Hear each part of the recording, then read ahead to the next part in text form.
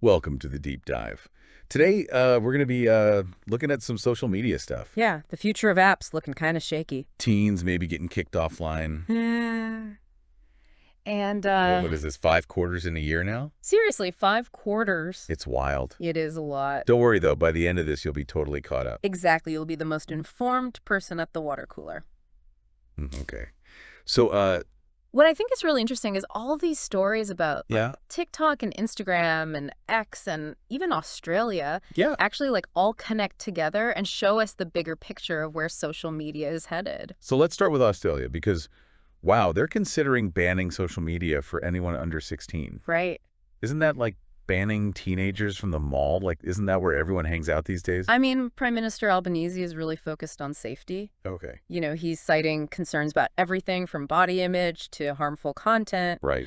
But the proposed law, makes the platforms themselves responsible for enforcing the age limits. And that's where things get really tricky. Okay. Yeah, how do you even verify age online, like reliably? Exactly. And would this just push kids towards even more like secretive corners of the internet? Yeah, it's like trying to stop a flood with one sandbag. Yeah, exactly. And the article even mentions that like teens might just flock to apps that aren't covered by the ban. Yeah, The WhatsApp. Right, or whatever the next big thing is going to Yeah. be, So it raises the question, can you actually regulate this space, Uh-huh. or are we just constantly playing catch up?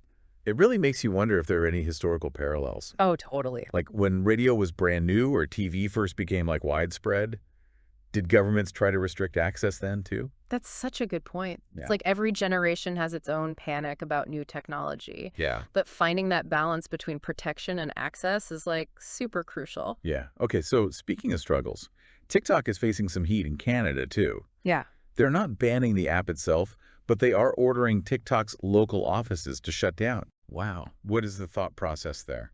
So the Canadian government is citing national security concerns, Okay. but the details are classified. Huh. They're just saying that TikTok's activities in Canada are quote unquote injurious to national security. Okay, so is it TikTok's staff that's the problem and not the app itself? Right.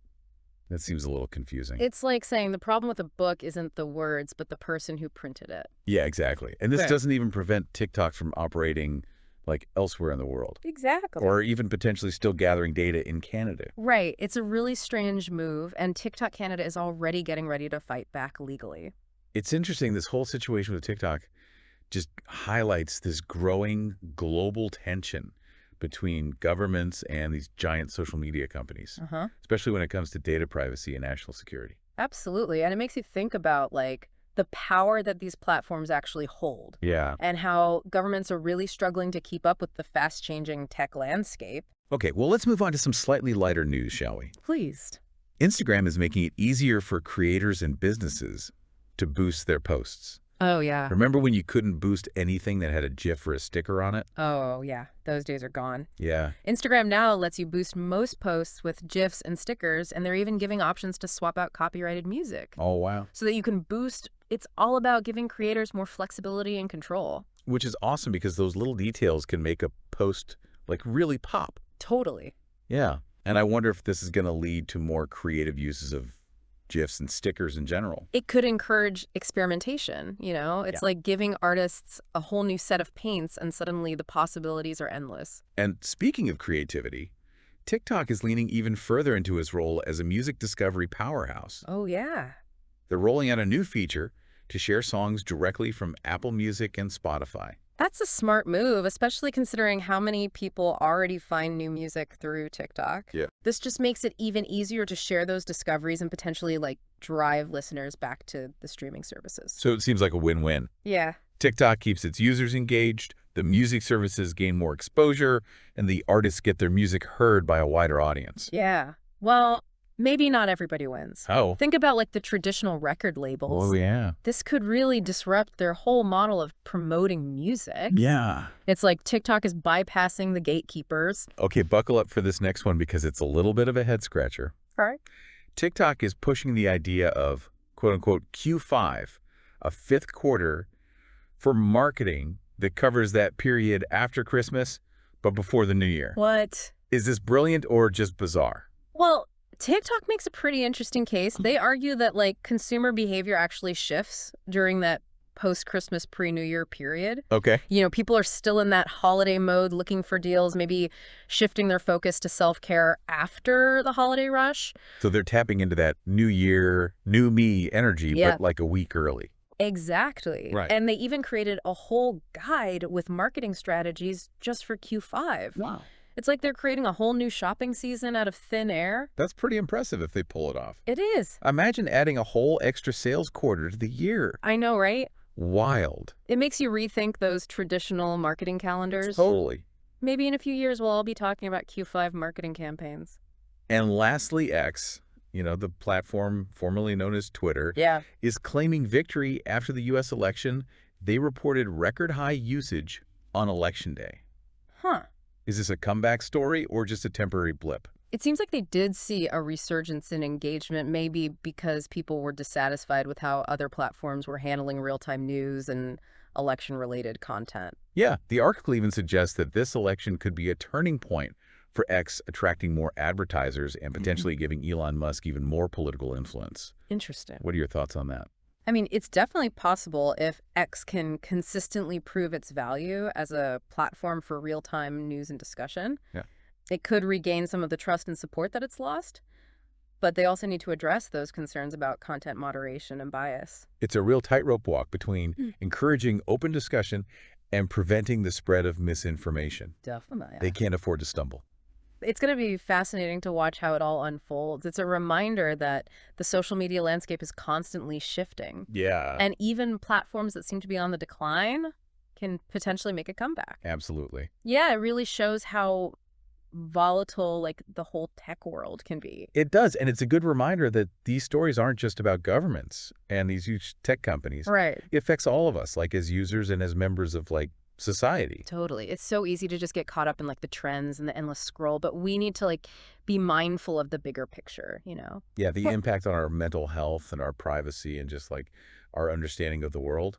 Yeah, we need to think critically about what we're seeing and how we're engaging with things online. Don't just take everything at face value. Right. Question the sources, consider different perspectives, do your own research. And that applies to the creator economy too. Oh, for sure. We're seeing this whole new landscape where people can build careers and businesses online.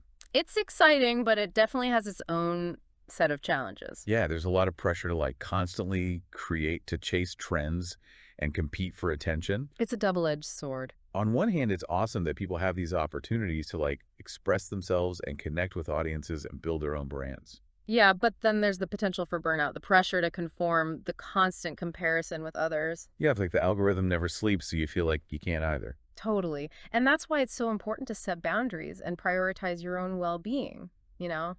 And define success on your own terms. Not based on some arbitrary number of likes or followers. Right. And remember, it's totally okay to take a break. Social media is not going anywhere. Disconnect to reconnect, spend some time in the real world, have face-to-face conversations, pursue hobbies that bring you joy. I think it just makes your online experience that much richer. For sure. So much of this just comes down to how we as individuals choose to use these platforms. Do we let them control us, or do we use them to our advantage?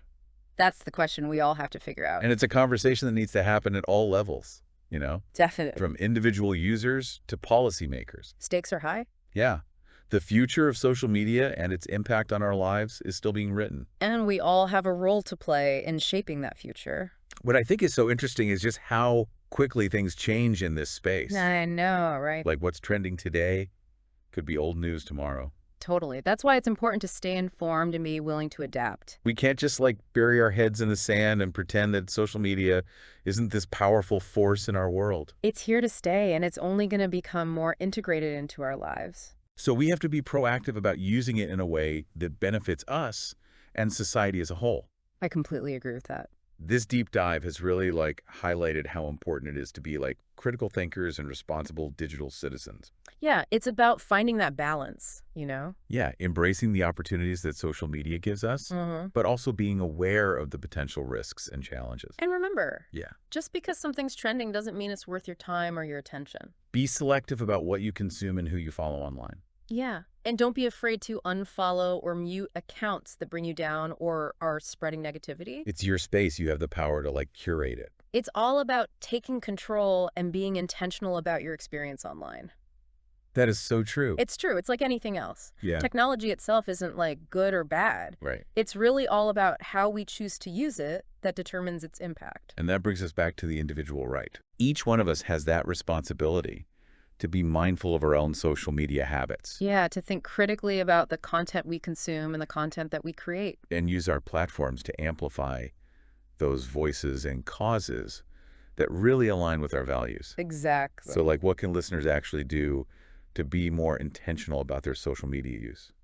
Well, I think for starters, like just take a break every now and then. Yeah, it's amazing how refreshing it can be to just like disconnect for a while Right. and reconnect with the real world. Totally. And when you are online, like be really selective about who you follow. Yeah, seek out those accounts that like inspire you or educate you or make you think. Yeah, unfollow or mute those that drain your energy or spread negativity. It's your digital space, you know? Yeah.